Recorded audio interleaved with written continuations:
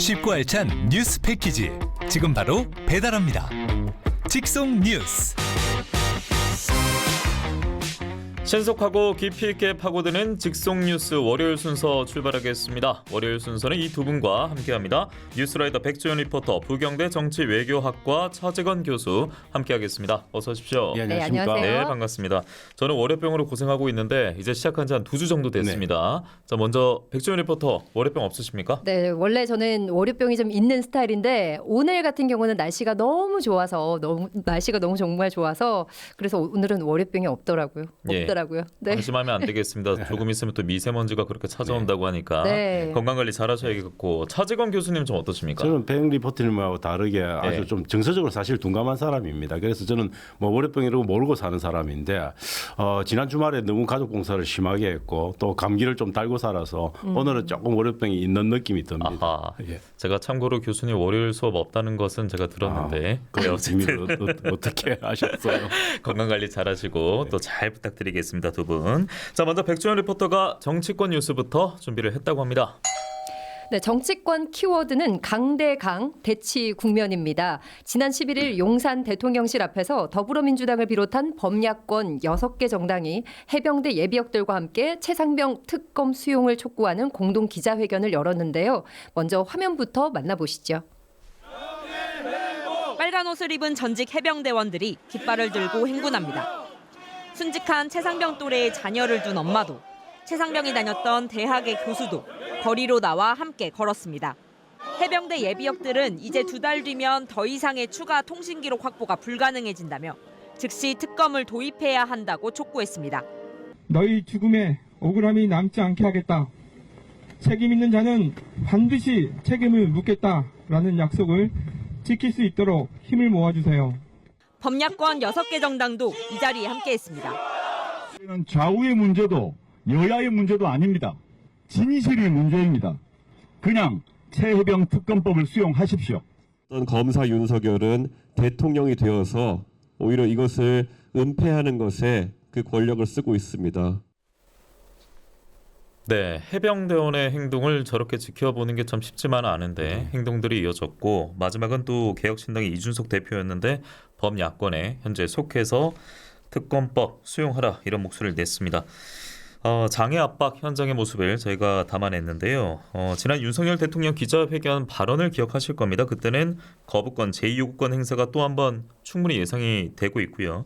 국민의힘도 논평에서 특검법을 정치적 도구로 이용하지 말라고 재차 강조하기도 했습니다. 그래서 강대강 대치가 계속 이어지지 않을까 싶은데요. 네. 교수님 좀 어떠십니까? 예, 저는 강대강 대치로 갈 수밖에 없는 거다. 되게 운명적인 저는 이건 대결이다라고 봅니다. 운명적이라고요? 예. 저는 지금 윤 대통령 입장에서는 사실 이 특검을 수용하는 순간 자신의 레임덕을 넘어서는 거의 임기를 채우지도 못할 가능성이 있는 심각한 사태로 빠집니다. 그러니까 윤 대통령 입장에서 사실 판도라의 상자를 여는 거기 때문에 그 상자를 쉽게 열기 굉장히 어려운데 저는 윤 대통령 입장에서는 이 문제를 너무 가볍게 보신 것 같아. 이 문제는 좀 심각한 겁니다. 사실은 저는 되게 벌집을 좀 사실 건드린 그런 꼴이다. 왜냐하면 우리 사회에서 자녀들을 누가 군대 보내고 싶겠습니까? 그렇지만 그 신성한 국방의 의무이기 때문에 보내거든요. 그런데 그 군대에서 일어난 일에 관한 것 아닙니까? 그럼 이건 모든 대한민국 국민들의 정서를 건드리는 문제입니다. 그래서 이 문제에 대해서 저는 조금 안이한 대처를 하고 안이하게 생각했다. 그래서 이 문제는 저는 계속 정폭될 가능성이 있고 지금 이제 해병대원들이 저렇게 그 예비역들이 나와서 하지만 이런 것들은 전 국민적인 아마 저는 저항으로 발전될 가능성이 있다. 그래서 제2요구를 아마 하루 이틀 사이 아마 하실 가능성이 저는 매우 높다. 고 보는데 그 부분에 대해서 정말 깊이 있는 고민을 하실 저는 타이밍이다 그렇게 봅니다. 네, 내일 펼쳐질 예정인 국무회의에 우리가 주목을 해야겠고 말씀대로 현재까지는 10번째 거부권 제2요구권 행사가 유력한 상황입니다. 자, 이 가운데 우리 지역에서도 목소리가 있었는데 최상병 특검법 수용과 관련한 압박 메시지가 도내에서 확인됐다는 이야기입니다. 한 시의원의 1인 시위가 있지 않았습니까? 맞습니다. 정순욱 창원시의회 의원이 지난 9일, 지난주 목요일, 금요일, 월요일, 오늘까지 이렇게 사흘째 경남도청 앞에서 1인 시위에 나섰습니다. 같은 해병대 출신으로서 이 사태를 그냥 지켜만 볼 수는 없다고 입장을 전했는데요. 정순욱 의원의 얘기도 직접 들어보시죠. 저는 창원시 시의원 정순욱입니다. 지난 목요일부터 하고 있었습니다. 하나의 해병으로서 좀 울분이 터지는 거죠.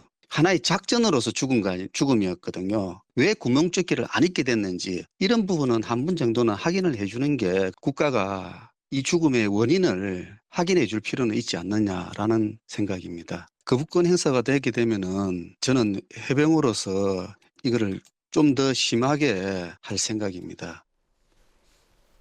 네, 담담하게 말을 남겼던 정순욱 의원이었는데 붉은색 해병대 티를 입고 현재 1인 시위를 하는 모습이었습니다.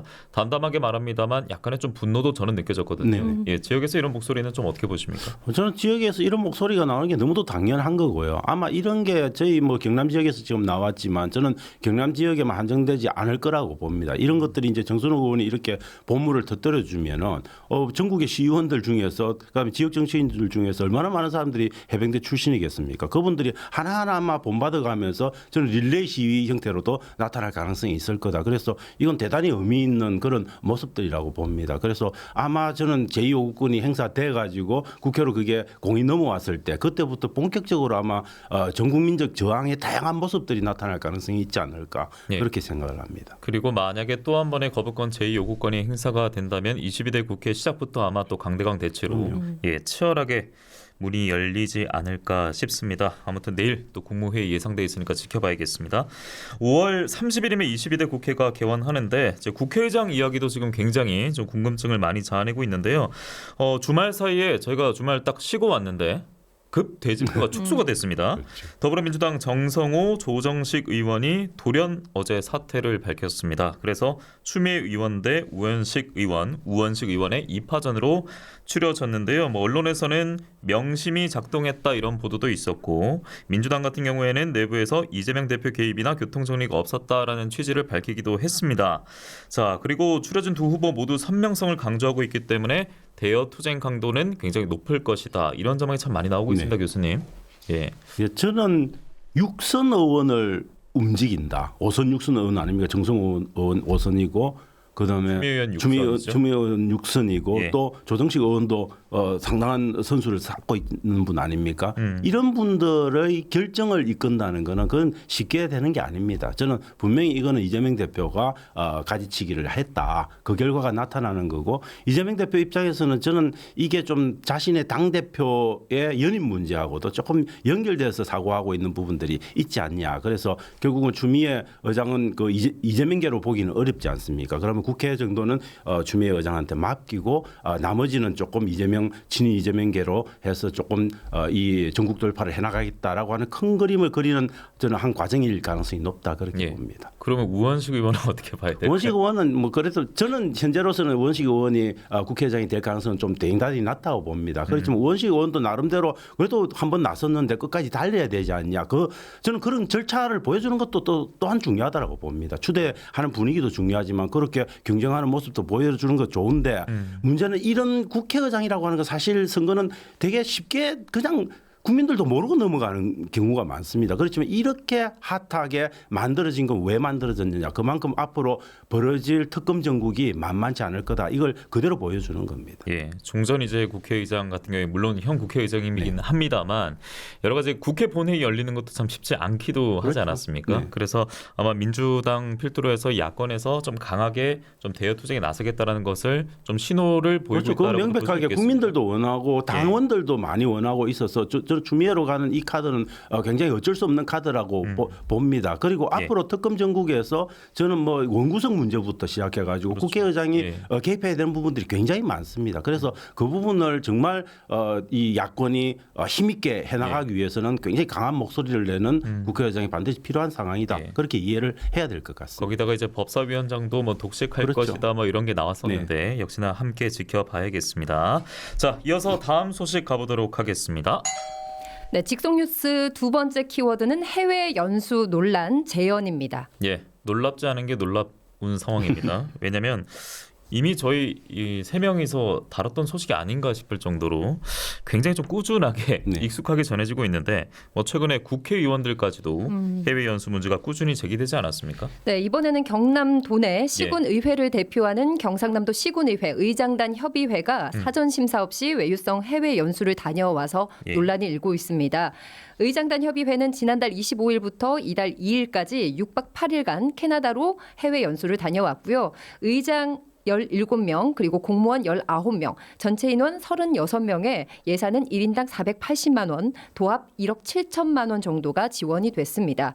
물론 해외 연수 자체가 잘못됐다는 건 아닌데 이 지역 시민단체에서는 사전 심사 없이 해외 연수를 다녀왔다는 것이 문제라며 얘기를 하고 있는데요. 진주시민공익감시단 김용국 대표의 얘기입니다.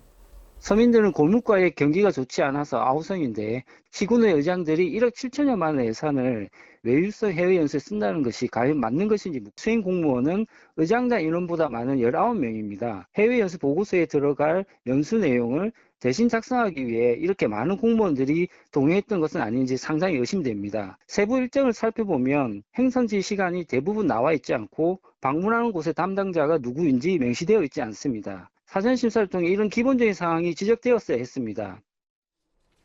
네, 연수 일정도 이제 주말이 포함되면 외유성으로 흐를 수 있다. 그렇기 때문에 이제 월요일부터 출발해서 이제 금요일에 일정을 마무리하고 주말에 돌아오는 방안을 검토해야 된다고 제시를 하고 있습니다. 예, 중앙 얘기가 아니라 바로 우리 지역 이야기였고 이 경남 시군의회 의장협의회가 도내 17개 시군의회 의장이 모여서 지방자치 발전을 논의하는 기구라고 하는데 이런 뉴스를 전해드리게 됐습니다.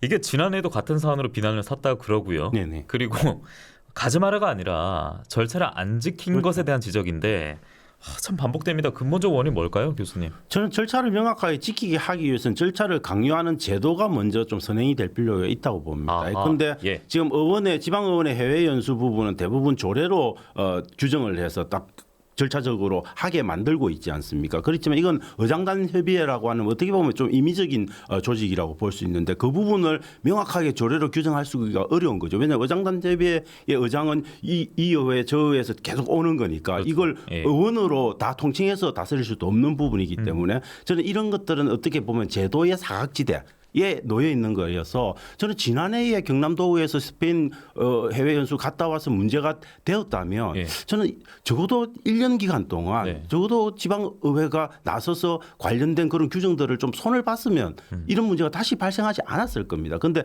그런 제도적인 허점들을 그대로 두고 있기 때문에 이런 문제가 재발되고 있어서 이번에 문제가 됐으면 정말 다음에는 문제가 안 되도록 확실한 제도적인 규정들을 저는 마련할 필요가 있다 그렇게 봅니다. 맞습니다. 의장협의회가 지난해 지적을 받았는데 본인들도 알고 있어요. 그렇죠. 그래서 고쳐야 되는데 그러니까 협의회 차원의 출장이었기 때문에 소속 의회 법령에 따라 또 심사 여부가 나뉜다 그러고 그러니까 말씀대로 사각지대가 계속 놓여 있었던 겁니다. 자, 이와 관련해서 또 의장단 협의회가 그래서 입장을 내놨습니다. 네, 맞습니다. 해외 연수를 무조건 비판적으로 보는 시각에는 유감을 표했고요. 이 제도 개선의 필요성에 대해서는 공감했습니다. 경상남도 시군의회 의장협의회 김익은 회장의 얘기도 들어보시죠. 이번 연수는 시대적 과제인 기후위기에 대해서 친환경 재생에너지 정책과 사례를 보고 배우기 위해 캐나다로 연수를 갔던 것입니다. 사실 협의회 차원에서 명확한 국외 출장에 대한 규정이 없다 보니 불가피하게 각 의회별 공무국외 출장 규칙을 적용한 사항입니다. 앞으로 전국 협의회 수준에서 통일된 심사 규정을 마련할 수 있도록 관심을 기울이겠습니다. 네, 여러분께서는 좀 어떻게 들으셨습니까? 김용국 진주시민공익감시단 대표는 이와 관련해서 협의회 차원에서 사전 심사 규정을 만들면 된다. 시군의회별 조례 재개정이 필요하다면 하면 될 일이다. 이렇게 밝히긴 했습니다. 자, 그런데 이렇게 절차상의 문제뿐만 아니라 형평성 논란까지도 제기되고 있다라는 이야기입니다. 의장 관용차 운전 공무원들이 따로 해외 포상 연수를 또 다녀온 부분인데요. 진주시민공익감시단 김용국 대표의 주장을 이어서 좀 들어보시죠. 적정한 규정에 따라 포상휴가를 제공하는 것은 문제가 되지 않겠지만 의장들이 시민 세금으로 마치 자기가 보너스 주듯이 여행을 보내는 결정을 한 것이 문제인데요. 해외 연수 취지에도 맞지 않을 뿐더러 해외 연수 제도를 왜곡시키는 것입니다. 의장 관용차 운전 공무원들에 대한 포상휴가를 해외 연수 방식으로 진행한 것에 대해 행정안전부의 감사가 필요하다고 생각합니다. 네, 참고로 진주시민공익감시단에서는 앞으로 행정안전부 공익신고를 검토할 계획이라고 밝혔습니다. 예, 경남 시군 의장단 협의회 김익은 회장 같은 경우에는 2년에 한 번씩 수행기사 포상을 했던 관례로 승인했다라고 남겼다고 하는데 교수님 이런 어쨌든 행태라든지 뉴스가 반복이 되면요. 기초에 필요가 있나? 비판 목소리는 더 높아질 것이고요. 이런 좀 우려가 더해질 가능성 높지 않겠습니까? 굉장히요. 저는 현재 상태의 제도적인 공백들이 계속 있고 그다음에 또 현실적이지 않은 어떤 제도의 어떤 조항들이 존재를 하면 이 문제는 계속 반복될 수밖에 없다. 이걸 단순하게 저는 지방 의원들의 어떤 도덕성의 문제 이것들만 가지고 치부할 수도 없는 문제다. 왜냐하면 지금 여전 저희들이 해외 연수를 보내고 있지만 갈 수 있도록 허용을 하고 있지만 해외 연수가 사실 유럽이나 구미나 이렇게 좀 비교적 비용이 많이 드는데 가면 그 비용 지금 현재 규정된 비용으로 다 커버가 안 됩니다. 그래서 어쩔 수 없이 편법이 난무할 수밖에 없는 상황들이 만들어지고 있는 거고 그래서 저는 그런 어떤 제도적인 공백들도 잘 메워서 그런 절차들이 제대로 지켜질 수 있도록 하는 그 제도의 보완도 필요하고 또 한편으로는 이제 좀 그런 제도 속에서 제대로 된 의미 있는 해외 연수를 다녀오도록 도덕성도 강요하고 그 두 개의 어떤 균형들이 저는 좀 잘 맞아져야 이 부분이 앞으로 계속 문제가 해결되는 방향으로 나아갈 수 있을 거다. 지금 현재 상태로는 죽도 밥도 안 되는 상황이 지금 펼쳐지고 수밖에 없는 상황이다. 그렇게 정리가 되어야 할 것 같습니다. 이번에 사전 심사 같은 경우에는 더욱더 구체적으로 짚어졌기 때문에 그렇죠. 곧바로 좀 바뀌어야겠고요. 그 제도는 저는 명백하게 빨리 들어와야 된다. 그래서 의장 협의회 같이 이렇게 사각지대에 놓인 것들은 없애야 된다. 그렇게 봅니다. 그리고 어떤 걸 좀 배우기 위해서 가지 않습니까? 그런데 거기는 왜 갔는지 의심사는 곳들이 또 너무 많다고 하기도 하더라고요. 근데 현실적으로 이제 그런 부분들도 있죠. 그런데 뭐 스페인이나 미국 같은 데를 가게 되면 지금 항공료가 굉장히 비싸지 않습니까? 이런 항공료를 갖고 400여만 원의 해외 연수를 다녀오기가 어렵습니다. 그럼 결국은 패키지 여행에 준하는 그런 여행 상품으로 다녀올 수밖에 없는 구조적 한계들도 좀 있다고. 그런데 혈세가 들어가기 때문에. 그렇죠. 혈세가 들어가는 혈세가 그냥 낭비되고 마는 거죠. 의미 있게 쓰여지면 그나마 다행인데 의미 있게 쓰여지지 않는 부분이 가장 큰 문제인 거죠. 그리고 지방자치 말할 때 풀뿌리 민주주의 그렇게 강조하면서 짚지 않습니까? 그렇죠. 그런데 이런 모습들이 좀 반복이 되고 특히나 절차를 지키지 않았는데 그 절차를 또 한 번 위반했다라고 할까요? 어기는 모습이 나오면서 지금 도민 여러분들께도 좀 실망감을 자아내고 있는 모습인데 지방의회에서도 꼭 다시 한번 이번만큼은 되돌아보는 시간 또 신중하게 살펴보길 바랍니다. 지역민들은 분명 매섭게 지켜보고 있습니다. 부경대 정치위기학과 차지건 교수, 뉴스레더 백지원 리포터 오늘 순서 함께했습니다. 고맙습니다. 네, 고맙습니다. 감사합니다.